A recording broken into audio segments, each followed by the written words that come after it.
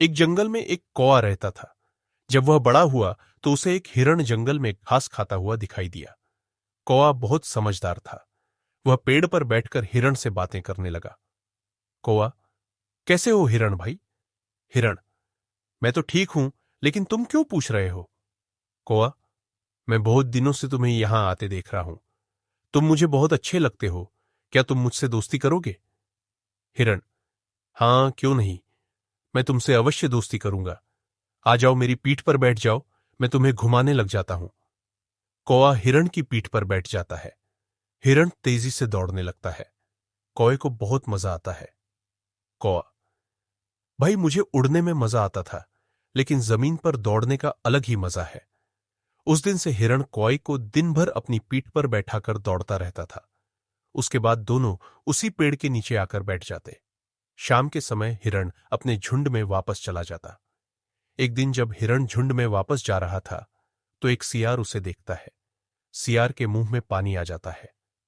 Sierra, मन ही मन, अगर ये हिरण मुझे खाने को मिल जाए तो मेरा पूरा परिवार कई दिन तक इसे खाता रहेगा और मुझे किसी दूसरे जानवर की भी जरूरत नहीं पड़ेगी। लेकिन इसे पकड़ूं कैसे? ये तो बहुत तेज है, तेजी से भाग जाएगा। अगले दिन सियार एक योजना बनाता है कि किसी तरह इस हिरण से दोस्ती की जाए। अगले दिन हिरण जब कौवे से मिलने जा रहा था, रास्ते में उसे सियार ने रोका। पहले तो हिरण डर गया। सियार, डरो नहीं भाई, मैं तो तुमसे दोस्ती करना चाह रहा था। हिरण, नहीं भाई, हमारी तुम्हारी कभी दोस्ती नहीं हो सकती। तुम हमारे शत्रु हो, तुम हमारे भक्षक हो। मौका मिलते ही तुम मुझे अपना शिकार बना लोगे। सियार, नहीं भाई, मैं वैसा नहीं हूं। मैं तुम्हारे साथ कभी विश्वासघात नहीं करूंगा। मेरा विश्वास करो। चलते चलते सियार और हिरण दोनों कौवे के पास पहुंच जाते हैं। कौवा, अरे भाई, आज ये साथ में किसे ले आए? हिरण, ये सियार मुझसे दोस्ती करना चाहता है। कौवा, भला शत्रु से भी कभी दोस्ती हो सकती है, ऐसी गलती कभी मत करना। हिरण कौवे की बात मानकर सियार को मना कर देता है। सियार, भाई मैं तो केवल तुमसे दोस्ती कर रहा था। मैं और सियारों जैसा नहीं हूं, इसीलिए उन्होंने मुझे अपने झुंड से निकाल दिया है। अब तो मुझे जीवन भर अकेला ही रहना पड़ेगा। इस संसार में मेरा कोई नहीं है। हिरण, अगर ऐसा है तो मैं तुमसे दोस्ती कर लेता हूं। यह सुनकर सियार बहुत खुश हुआ। इस तरह तीनों मजे से रहने लगे। एक दिन सियार ने हिरण से कहा, सियार भाई, क्या यह सूखी घास खाते रहते हो? मेरे साथ चलो, यहां पास ही में नई ताजी फसल के खेत है, वहां मजे से खाने को मिलेगा। हिरण, नहीं भाई, यही ठीक है। अभी कुछ दिनों में नई हरी घास आ जाएगी। सियार, अरे तब वापस आ जाना, मैं भी वापस आ जाऊंगा। हिरण सियार की बातों में आकर उसके साथ चल देता है। कौवा, हिरण भाई, जितना मिल रहा है उतने में सब्र करो, कहीं और मत जाओ। लेकिन हिरण नहीं मानता और सियार के साथ चल देता है। वहां से बहुत दूर जाने पर लहलहाते खेत नजर आते हैं।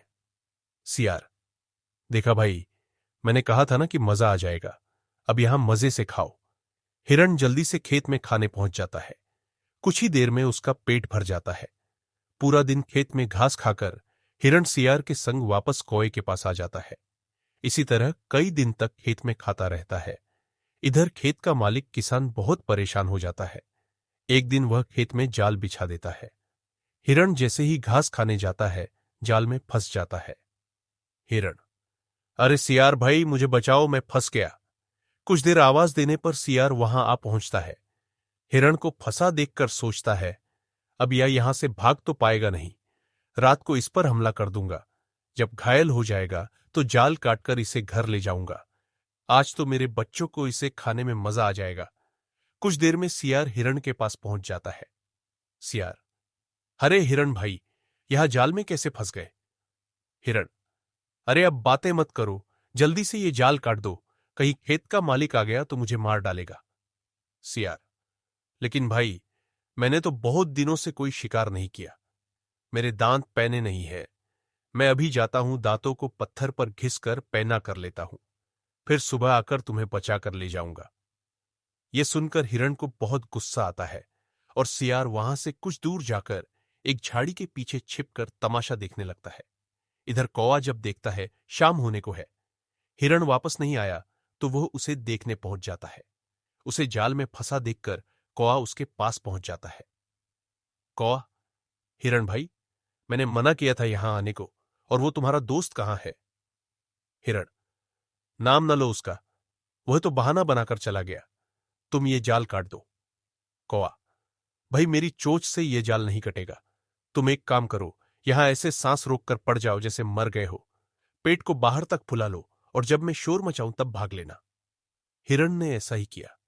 कुछ देर में किसान खेत में आया। उसने देखा हिरण मरा पड़ा है। यह देखकर उसने जाल खोल दिया। वह जाल को समेटकर एक ओर रखने चल देता है। उसी समय कौआ तेजी से चिल्लाने लगता है। उसकी बात सुनकर हिरण तेजी से भाग लेता है।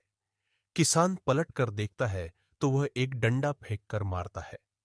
हिरण तो भाग जाता है, लेकिन डंडा झाड़ी में छिपे सियार के सर पर लग जाता है, जिससे वह मर जाता है। यह देखकर कौआ और हिरण बहुत खुश होते हैं। दोनों अपने पेड़ के नीचे वापस आ जाते हैं। कौआ, भाई शत्रु जाति से कभी दोस्ती नहीं करनी चाहिए।